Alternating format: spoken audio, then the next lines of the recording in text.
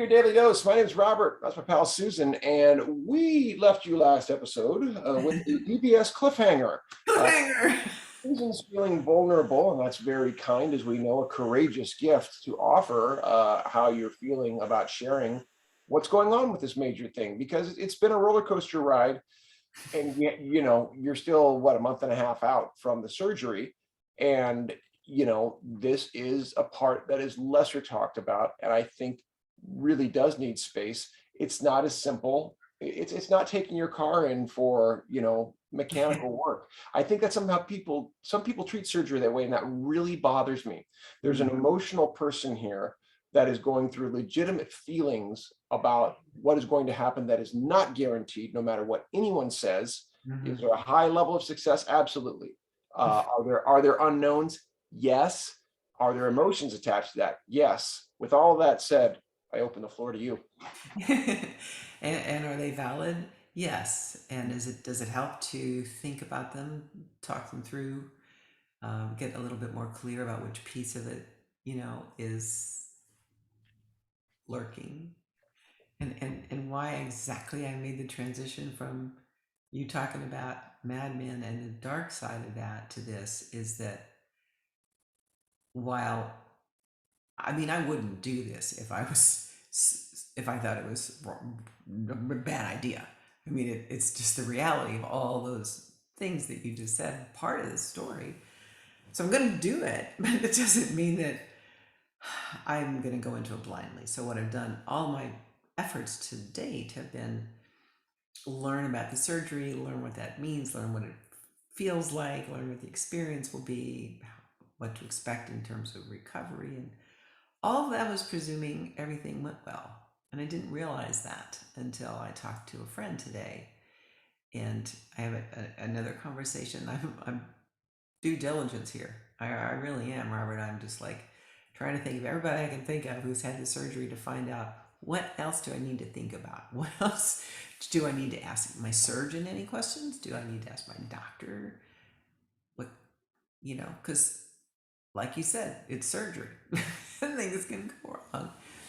So it's a little bit of a reality check. I don't have any answers yet, except just the comfort of knowing that people usually get past that moment. But yeah. Yeah, it's and everything you're feeling is, like you said from the beginning, valid.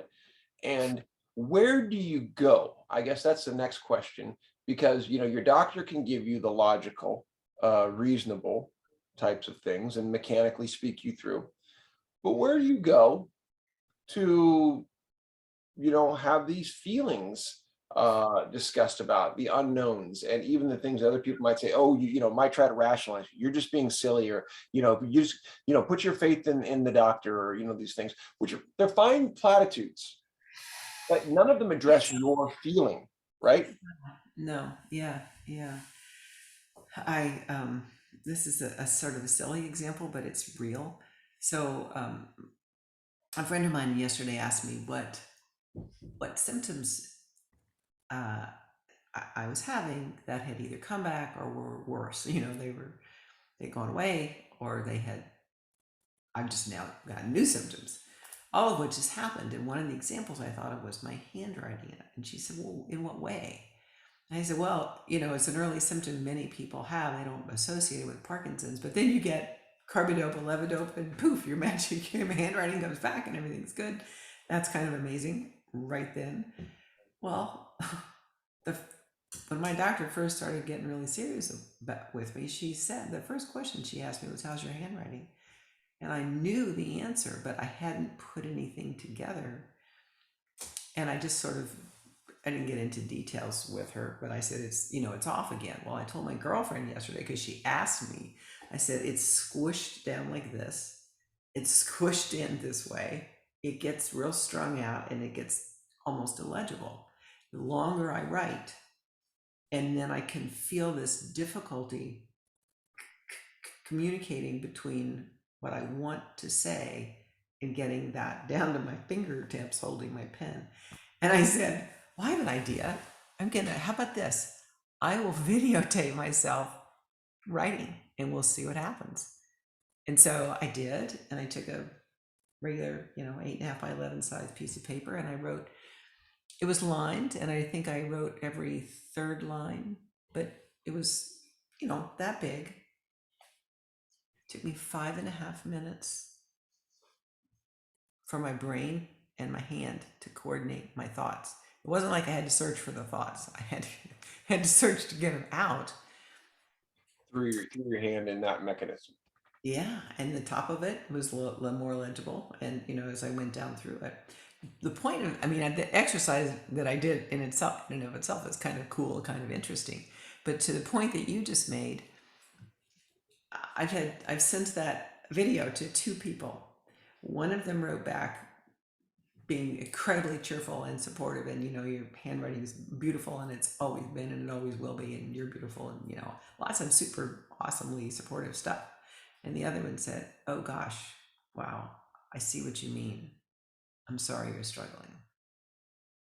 And you know the support came from love, came from the right motivation, but the embracing, somebody else embracing the fact that I felt what I felt. You know, my handwriting is hard to read and it's hard to do. That was like, so you have those experiences and it reinforces, yeah, I really do want to go do this surgery. And then you learn that sometimes the result's different than what you expected. And then I discovered myself with, with a paucity of resilience. And I thought, maybe I talked to Robert about resilience. How do you resurrect resilience when, you get a little scared? I You know, think you asked me a question like similar at that once, and yeah, I I answered. mean, so I mean, I love the idea of resurrecting resilience. Number one, I'm an alliteration fan. To me, we've talked about this before, and I love when it comes back that kind of full circle. It's what, what is your foundation, right? What truly, when rubber meets the road, another R, you know, do you do to make sure you're in place? And that getting my parents into an assisted living place was like that, right? They needed safety, they needed healthy food, and they needed socialization, right? For me on a daily basis, because some of those things are met based on my general health and ability to take care of myself. It's my morning pages, it's working out, it's guarding the mental sharpness time, which is my early morning time, as closely as I can, and really pouring the effort through that so that that's done. Because if I guard those things, then my day, when I'm done with all that, so by 10 a.m., I can improvise the rest of my day pretty well, knowing that I set a foundation of, this is how, if I had a bad thing before, I know I've set the day to be resilient and bounce back now. So that's me. Does that answer what you're saying? That I guard that time? If I yeah, I mean, I understand what you said, but I'm not. I don't. I'm so fluid with all of those kinds of things. I'm so in the moment of when I wake up, whatever it is that's first. It's you have three things that you are determined you're going to do, and I can see how that would, foundational is the right word, how that would, it would like prop you up, and you could have the rest of the day be kind of inefficient and still be okay with yourself. There you go. Yeah, I love the way you said that. To be okay with yourself, right? Because when we talk about resilient, I think we want to reach that level of just, and maybe that's a negative viewpoint, but of not, it's fighting back against that constant voice of, you didn't do enough, you aren't enough. That, and this is very personal. This is me. That's my voices, right? You're not accomplishing enough. Um, you're behind. You're late, whatever, those types of messages, those set up a bulwark against those things. You're right. Yes, yes. And so taking that back to